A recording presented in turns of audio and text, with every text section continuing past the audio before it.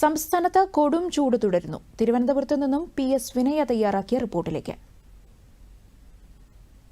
ജനുവരി പകുതിയോടെ തുടങ്ങിയതാണ് ഈ ചൂട്.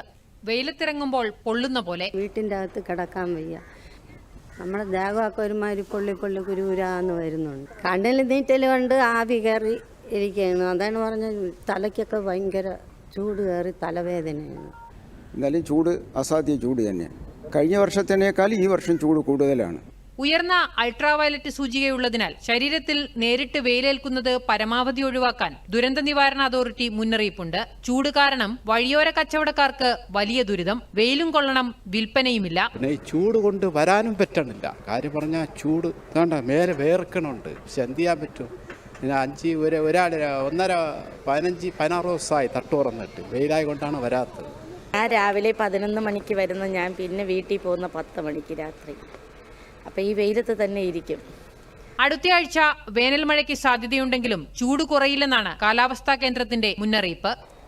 ചൂട് ഭയങ്കര കൂടുതലാണ്, ഒരു സംശയമില്ല. ഇടയ്ക്കിടയ്ക്ക് ഇതുപോലെ നാരങ്ങ വെള്ളം കുടിക്കുക, ബാക്കി കാര്യങ്ങളൊക്കെ ശ്രദ്ധിക്കുക. ജയകുമാറിനൊപ്പം PS വിനയ, ദൂരദർശൻ ന്യൂസ്, തിരുവനന്തപുരം.